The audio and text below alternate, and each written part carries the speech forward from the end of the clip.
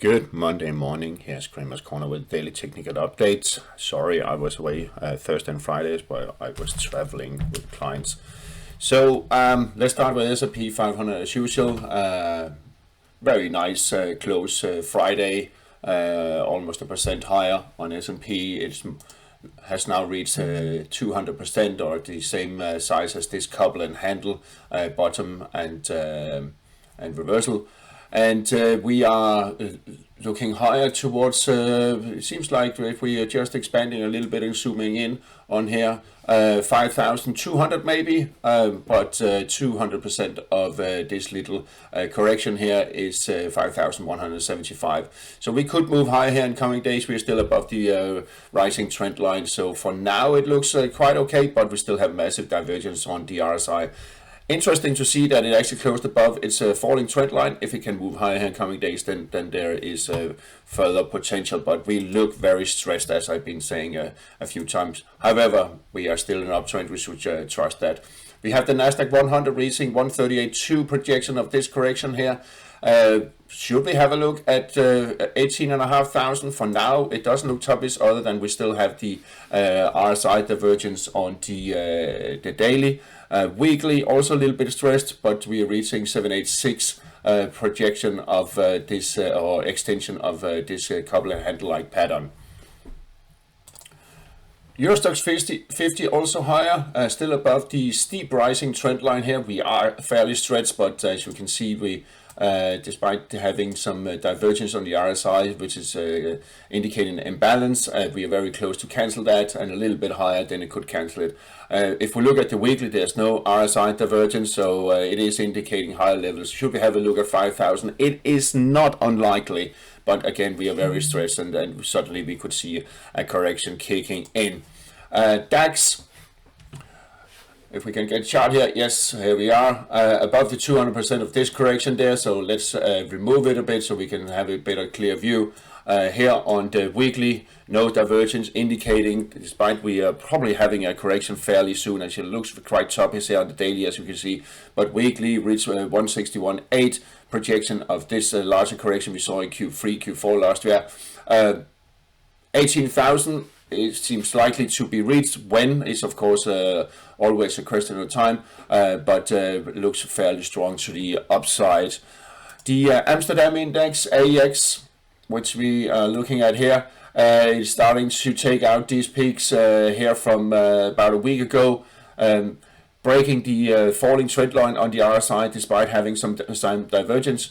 We could see it move higher, and I think we could see it move higher towards a 875-ish level. We can just very quickly add a little bit of a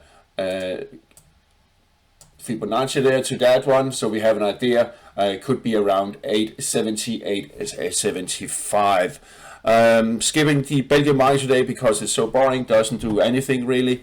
Moving on to CAD, that with this, if we zoom in a little bit, we can see this bearish engulfing like pattern here. It looks like a really top and reversal pattern. So some weakness kicking in on the CAC 40, and I expect a little bit of correction. However, if we stay above the 7,875, then it's fairly okay. But if it closes this gap, then it looks really bad. But for now, a little bit of weakness kicking in CAC.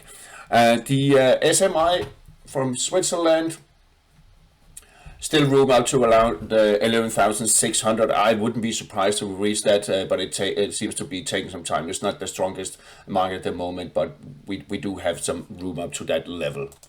Moving on to euro dollar.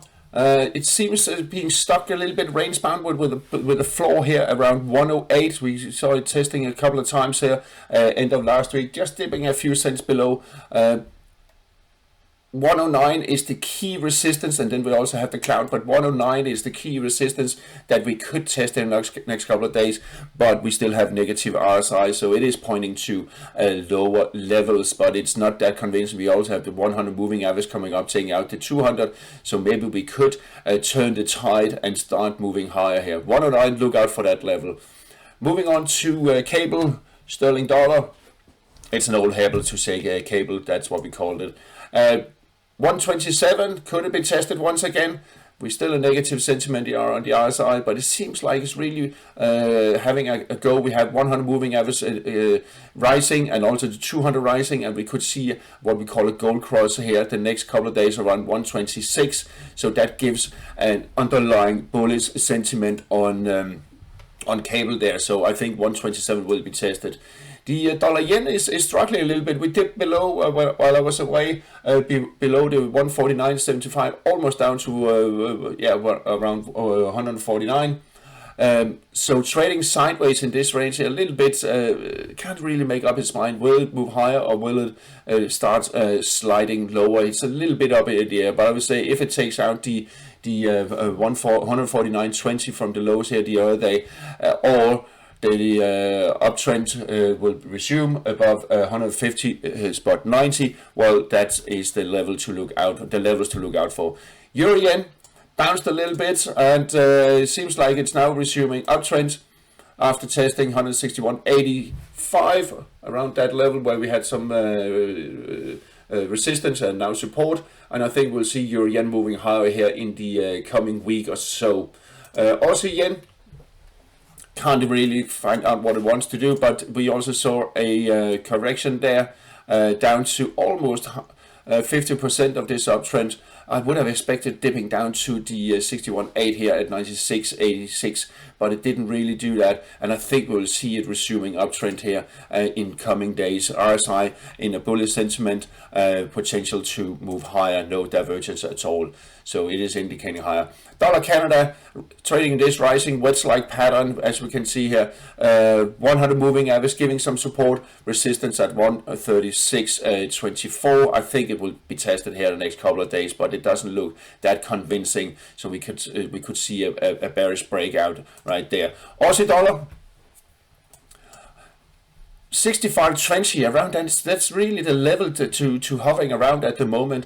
We are still in a downtrend, but it can't really push it lower, it seems. But there is potential to 64, so I'm a little bit unsure what it will actually do. But we have the 55 moving average coming out there, kind of pushing it a little bit down. But we have the 100 coming out. So there's some tug of war between those really going on at the moment. So a little bit indecisive here, undecided what we're going to do.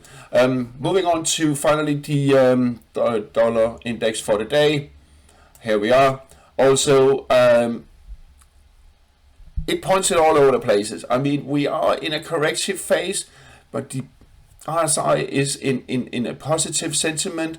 If it does close back above 60, we can see a push towards 105 and higher levels, 150, 105.50 is level. But also look out for that could be the range, also the downside. So it's really indecisive at the moment. I will be in a wait and see mode with the dollar index.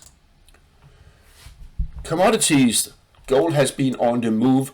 Friday, massive move, breaking through the 2065 key resistance after also taking out 2035 level that seemed to be quite strong. But 2065 went through easier than I expected. There is now potential higher to higher levels here on gold, 2096. But I think we could see a test of previous peak here at the 2134 level. There is a positive sentiment on the RSI, no divergence. It is pointing to higher levels on the gold. If we very quickly is looking at the weekly, we can zoom in a little bit here.